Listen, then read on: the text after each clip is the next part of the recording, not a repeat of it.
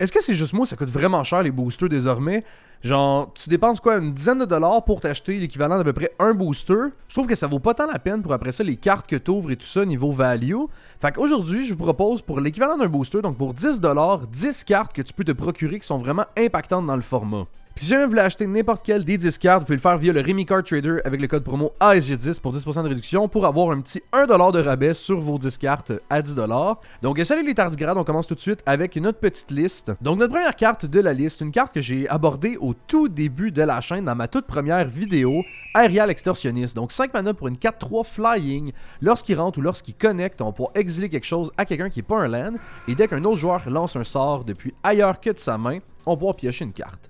C'est une ligne assez forte, le fait de pouvoir piocher dès que quelqu'un caste d'ailleurs que de la main. On pense à tous les decks qui vont vouloir justement chercher à caster de l'exil, caster du cimetière, tout ce genre de choses-là. Les decks qui vont caster avec la cascade, des Maelstrom Wanderer, toutes les nouvelles mécaniques avec Discover et tout ça. Ça arrive souvent que les joueurs castent autre part que de la main. Puis là en plus, si on réussit à doubler son trigger de connect, donc avec un double strike, mettons dans un deck Boros, si on réussit à répéter son effet d'entrée en jeu dans un deck qui jouerait du flicker, on va pouvoir se mettre à vraiment sniper les meilleures pieces adverses, puis au final, même s'ils peuvent la rejouer, ça leur délai un tour au complet si mettons t'exiles un truc qui ont pris tout leur tour à lancer parce que ça coûtait 5-6 mana. Donc c'est vraiment une carte vraiment intéressante à PK, puis ça nous couvre 1$ à date sur notre budget de 10$. Donc c'est pile poil le prix qu'on veut dans le fond pour la carte. Puis c'est une carte honnêtement qui a vraiment, au fil du temps, elle se l'est échelonnée à monter de prix parce qu'elle avait juste un seul printing dans New Capenna je crois. Puis là, elle s'est fait reprint dans Murders at Karlov Manor Commander et son prix a redescendu. Donc là, pour 1$, honnêtement, je trouve que c'est juste un parfait sweet spot pour la prendre. Puis même, honnêtement, si ça vaudrait 3-4$, je trouve que c'est quand même un bon montant. Fait qu'ici, à 1$, pour vrai, c'est juste un no-brainer. Allez vous en procurer le plus possible. Après ça, on passe à Mangara de Diplomate à 80 sous. Donc une 2-4 lifelink, dès qu'un adversaire attaque avec 2 créatures, si ça attaquait toi, tu piges une carte. Et aussi, dès qu'un joueur casse son deuxième spell du tour, c'est un adversaire en fait, tu vas pouvoir piocher une carte. Donc cette piece-là a 4 mana, elle s'est fait print dans le Core Set 2021 et lorsqu'elle est sortie, à cause que Blanc a toujours eu de la difficulté à piocher dans l'idée, puis que les joueurs vont juste vraiment genre aller chercher ce genre d'effet-là, la carte a tout de suite valu un prix quand même assez élevé, puis est restée assez chère dans les alentours, je pense, d'une dizaine de dollars pendant un bon bout de temps. Et là, après plusieurs reprints, notamment dans Commander Master, dans Bloomborough Commander, dans la liste qui n'est pas un super bon reprint impactant, mais en tout cas dans Tarkir Dragonstorm Commander et finalement dans Final Fantasy, ça a vraiment réussi à tank down le prix de la carte jusqu'à 80 sous. Puis c'est vraiment intéressant parce que c'est très générique comme pioche Mangara, t'es pas obligé d'être dans une stratégie spécifique. Son 2 d'attaque lui permet même de rentrer dans tout le package blanc de piocher avec le 2 de force, avec les Mentor of the Meek, les Welcoming Vampire, ce genre de choses-là.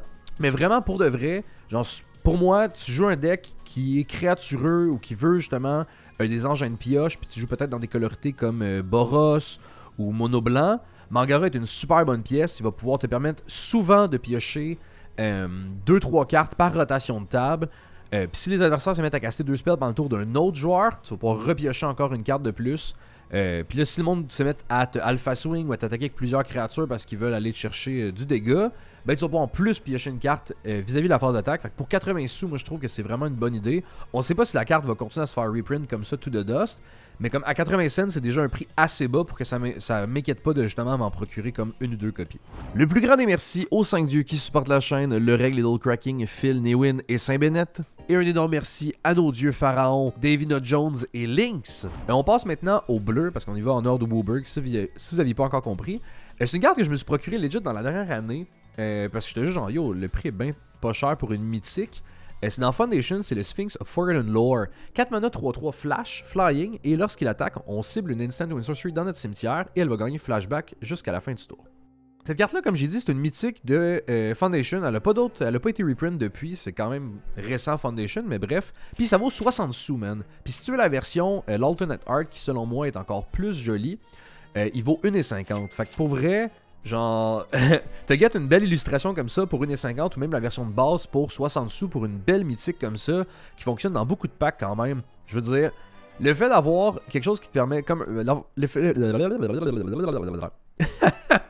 fait d'avoir Ça, je veux dire, le fait d'avoir l'effet, mais on dirait que ça sonne mal dans ma tête, mais bref, le fait d'avoir l'effet d'un Snapcaster Mage à chaque attaque, c'est vraiment vraiment fort. Le fait que ça aille flash également, si vous jouez un deck d'Instant Sorcery justement, vous allez pouvoir vous garder votre mana open, que les gens puissent penser que vous ayez du removal, puis peut-être que vous en avez en main, vous avez un card draw spell, que si jamais vous avez besoin de trouver des réponses immédiatement. Mais sinon, faites juste flasher votre value piece à la fin du tour juste avant vous, et il va pouvoir immédiatement attaquer, rendu à votre tour, vous remettre à flashbacker peut-être un petit Ponder, Preordain, un petit Cantrip, un petit removal, juste un bon card draw piece. C'est vraiment fort et ce genre de cartes-là vont vraiment être encore meilleures si vous utilisez votre cimetière. Il y a beaucoup de packs en Instant Sorcery qui vont justement privilégier leur cimetière dans leur stratégie, soit via leur cantrip ou juste en général des cartes qui vont comme commencer à assimiler un petit peu pour après ça ramener une Instant Sorcery du cimetière, peu importe. Sphinx of Forgotten Lore, il va adorer ces cartes-là parce qu'au final, vous allez vous builder une espèce de toolbox dans votre cimetière. Pour moi, pour 60 sous, dans tous vos decks, Instant Sorcery, ça pourrait possiblement rentrer. Je vous invite à vous procurer cette carte-là, c'est vraiment vraiment pas cher. Puis c'est le genre de carte qui va peut-être pas nécessairement se faire reprint et peut monter de prix. En tout cas, à partir de 60 sous, je veux dire, ça peut juste monter dans ma tête. Mais bref, on va passer à une deuxième carte bleue, une carte que j'ai parlé récemment avec quelqu'un qui a découvert la carte sur le Discord. D'ailleurs, je vous invite à le rejoindre si ce n'est pas encore fait. Silent All Creeper, 2 mana 1-1. C'est une créature enchantement de Duskmourn qui ne peut pas être bloquée. Lorsqu'elle connecte dans un joueur, on va choisir un effet qui n'a pas été choisi. Donc on peut soit mettre 2 compteurs dessus, on peut soit piocher une carte ou soit le faire devenir une copie d'une autre créature qu'on contrôle. Pour 1,80$, c'est un peu sur le higher end de notre budget de 10$. Mais honnêtement, cette carte-là fait des merveilles. De 1, le fait que on pourrait penser que se dire, ben écoute, le meilleur effet de la gang, c'est vraiment de devenir une copie de nos créatures, mais tu n'auras pas les ETB, donc c'est vraiment vraiment moins bon. Mais ce qui est fort avec la carte, c'est que souvent, tu vas te setup des petites value pieces en début de partie sur tes tours 3, 4, 5. Et le Silent All Creeper va arriver à ces moments-là pour copier ces créatures-là sans que tu aies besoin de redépenser, mettons, un 3-4 mana pour le jouer de ta main. Donc vraiment, tu vas le setup sur tour 2. Si tour 3, tu joues rien d'important, genre à copier ou quoi que ce soit, parce que c'est une créature légendaire ou parce que c'est juste un effet d'entrée en jeu, ben parfait, tu connectes dans quelqu'un, tu creuses d'une carte pour te permettre de toucher tes lands, tes futurs land drops, être capable de justement comme aider ta curve, aider juste ton plan de jeu et tout ça. Le tour d'après, si tu n'as toujours rien à copier, ben parfait, tu mets 2 compteurs dessus, puis les compteurs vont rester même quand tu vas copier la créature. Et le tour d'après, là tu joues en first main phase une créature cool à copier, tu le copies avec le Silent All Creeper, puis ben merci bonsoir, ta stratégie est vraiment très très forte. Quand tu peux avoir 2 fois le même effet dans tes créatures, c'est juste impactant. Moi je le joue dans mon deck mine. Je trouve ça vraiment vraiment cool de pouvoir tour 2 jouer le Silent All Creeper, T3 mine, tout de suite frapper dans quelqu'un, et après ça avoir tout de suite mon trigger de piocher ma deuxième carte du tour. C'est rare que, genre... Pas si rare que ça arrive, mais c'est rare les genres d'effets que tu vas pouvoir direct sortir ton commandant en début de game, puis tout de suite avoir une deuxième pioche. Puis le Silent All Creeper, il permet ça. Le fait qu'il peut pas être bloqué, ben tu vas toujours avoir ses effets de connect. Puis en plus, si jamais vous avez des synergies enchantement, ben c'est un enchantement creature. Pour vrai, genre, il n'y a pas l'air de faire tant le taf que ça, genre sur papier. Mais en game, je vous garantis, une piece à 2 mana comme ça qui fait autant le travail, même en late game au final, il va pouvoir cantrip une fois qu'il connecte ou tout de suite devenir une copie de quelque chose. Moi je le trouve vraiment vraiment impactant, puis il rentre dans beaucoup de packs. Fait que regardez vos decks si vous pouvez pas faire une petite place pour ce Silent All Creeper là à 1,80$. On passe en noir pour un autre des bangers que j'aime vraiment beaucoup, puis que je me suis procuré à vraiment au-dessus du prix qu'il vaut actuellement, puis que je pense que je vais m'en réacheter, c'est Cotonnial Nightmare. On se rappelle de Recurring Nightmare, son vieux cousin qui est banni dans le format Commander. Ici Cotonnial Nightmare, dans le fond, il va jouer avec l'énergie, puis le fait qu'il est comme plus balancé, c'est que justement, on pourra souvent juste ramener des petites créatures à 3 mana ou moins, ou si on réussit à se pouler de l'énergie des plus grosses. Puis aussi le fait qu'il y a un effet d'entrée en jeu qui va sur le stack, donc on va pouvoir le remover, versus son cousin qui lui ne met pas d'effet en entrant en jeu, donc au final c'est très difficile d'interagir avec. Mais là justement, Cotonnial Nightmare, c'est juste une excellente value piece. Quand vous jouez justement Aristocrate, Sacrifice, si vous jouez un minimum genre Self-Mill, dans des packs genre style Golgari, à 80 sous, c'est souvent, très souvent, la meilleure carte de ton deck parce que tu vas pouvoir te mettre à juste sur des tours clés, jouer plusieurs fois Cotonnial Nightmare à chaque tour et ramener tout le temps les meilleures pieces. Et comme j'ai dit tantôt, tu peux te mettre à pooler ton énergie pour te ramener des plus grosses pieces. Donc par exemple, si tu utilises Cotonnial Nightmare pour ramener un 1 ou un 2 drop, il va te rester du petit énergie en réserve. Donc cette énergie-là, tu vas pouvoir le réutiliser pour le rejouer et ramener des pièces qui sont plus intéressantes à 4-5 mana de ton cimetière. Pour moi, genre, ça fait faire des cauchemars à mes amis cette carte-là.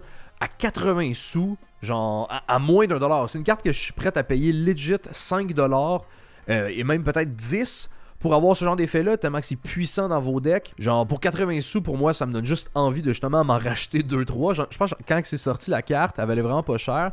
Puis je m'en suis acheté genre, je pense 8 littéralement des Cottonee Nightmare. Je me suis dit, c'est sûr ça va monter. Puis la carte elle a baissé de prix. Est-ce que je suis déçu?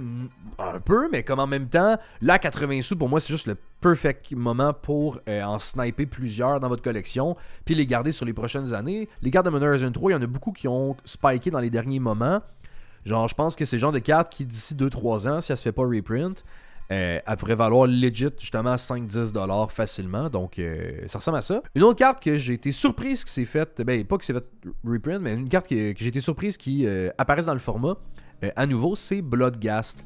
Donc 2 mana noirs pour une 2-1 qu'on connaît dans le fond. Elle a été reprint dans Hither Drift. Elle peut pas bloquer dès qu'un adversaire a 10 points de vie ou moins. Elle a haste, on s'en fout, mais la ligne importante c'est qu'il y a landfall dès qu'un land entre en jeu. C'est pour le ramener de ton cimetière directement en jeu. Celui-là, Bloodghast, pour ceux qui ne savaient pas, avant son reprint dans Hither Drift, c'est une carte qui valait en moyenne une dizaine de dollars et elle a même monté jusqu'à une quinzaine de dollars, je pense, dans son peak. C'est une carte qui a été jouée dans de multiples formats. Puis en Commander, ça a toujours été un gros banger dans les decks, justement, sacrifice, puisque la meilleure forme de pioche / juste d'engin que tu peux construire dans un deck sacrifice, souvent, c'est avec des non-token creatures. Parce qu'il y a beaucoup de pistes qui te disent quand un non-token creature meurt, fais ci, fais ça, fais-toi genre des spawns avec Pawn of Ulamog, fais-toi de la pioche avec tes Midnight Reaper, Grimarus Specs. Donc avoir des pistes comme ça qui vont se ramener continuellement puis qui vont te servir de char à canon, de fodder, ça va être vraiment impactant.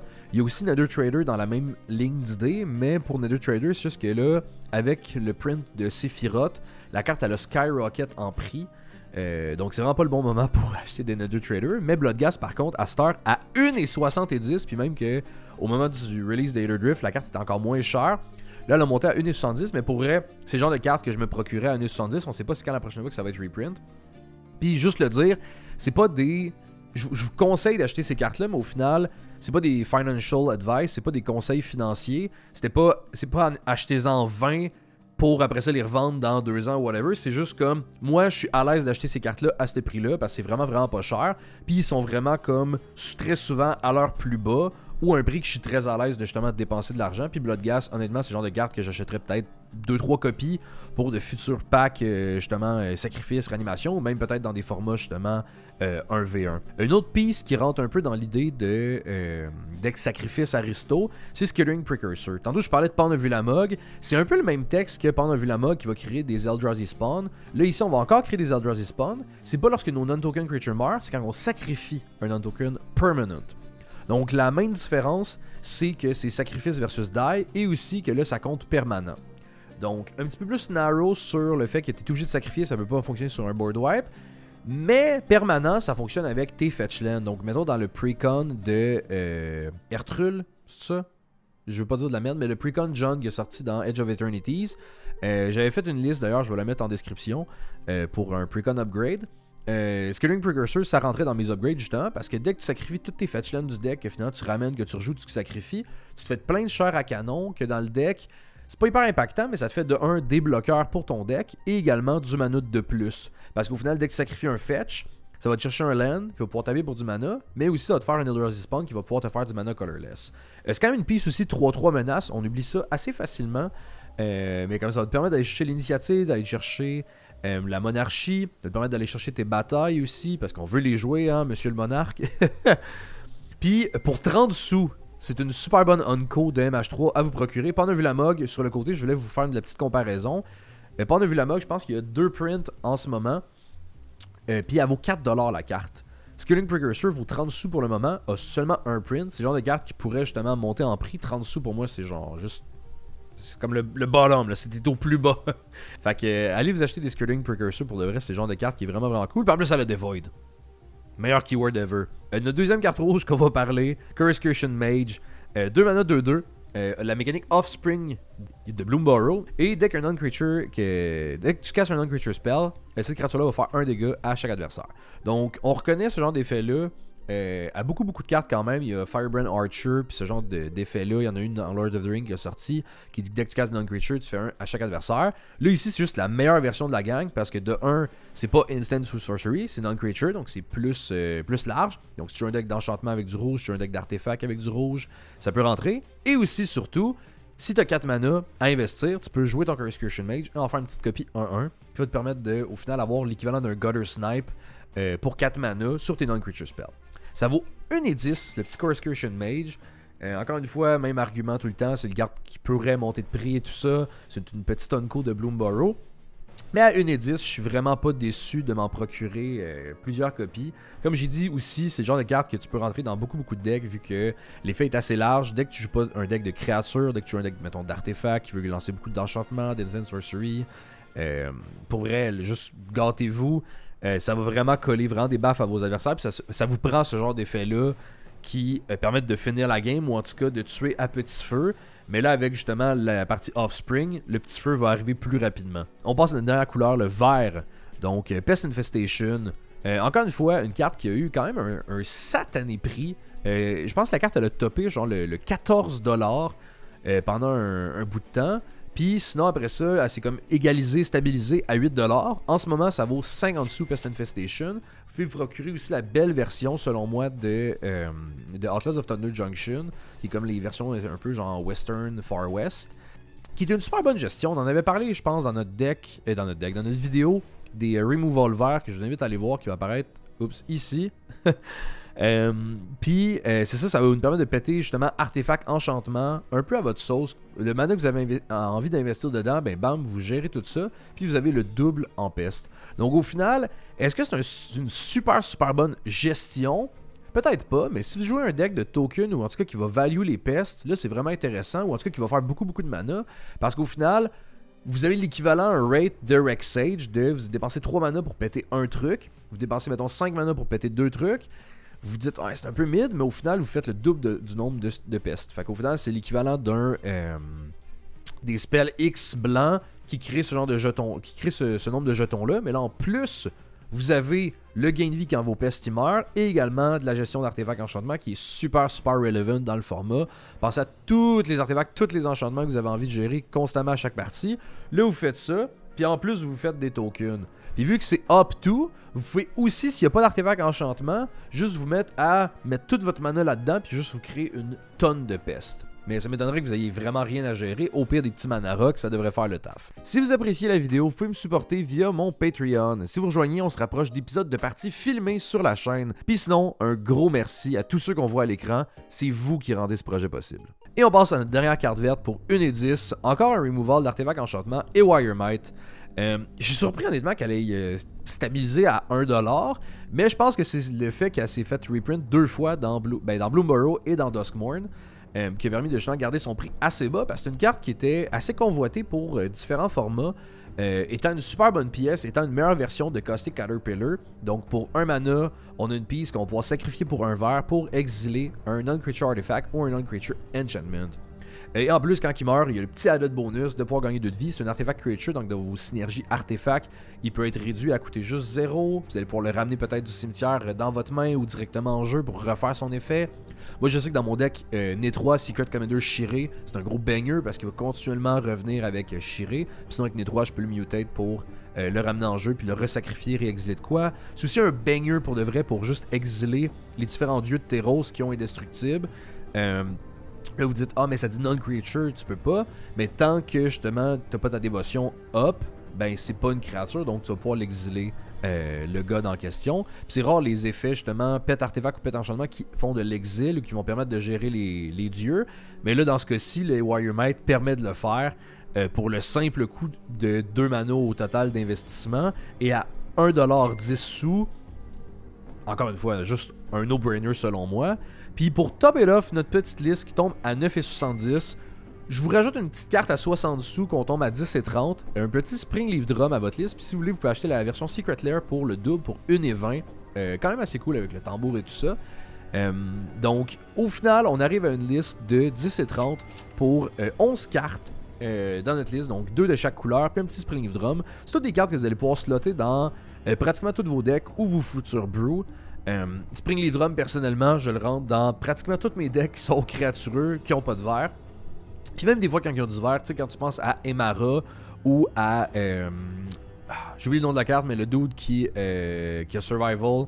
en tout cas, dans ce genre de pack-là, qui veulent taper leur créature, Spring Leaf Drum va vraiment être excellent. Puis je pense qu'en plus, avec la venue du set de Spider-Man, je pense qu'il y a peut-être un monde où, avec le Web Slinging Ability, Spring Leaf Drum prenne un petit peu de valeur, ou en tout cas que la carte soit un petit peu plus convoitée.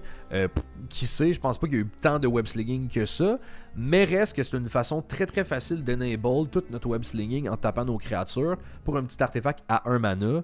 Donc, ça ressemble à ça pour notre liste. Vous me direz ce que vous en pensez. Si vous voulez d'autres vidéos de ce format-là, donc 10 cartes pour 10$ ou mettons 20 cartes pour 20$. En fait, ça serait con parce que c'est juste le double, mais bref. Puis sinon, suggérez-nous-moi en commentaire vos petites cartes à vous qui valent vraiment vraiment pas cher. J'ai pris les prix de Rémi Card Trader, donc vous pouvez y aller avec ça, ou les prix Card Market, peu importe si vous êtes en Europe. Puis dites-moi ça en commentaire. Puis sinon, ben classique, abonnez-vous, lâchez un like. Puis je vous invite à rejoindre le Discord pour parler de cartes underrated. Il y a un beau petit onglet pour ça, c'est vraiment cool. Puis on peut aider pour faire les listes. Donc merci à vous la gang et gros bisous. Est-ce que c'est... C'est-tu juste moi, ça coûte... C'est-tu juste...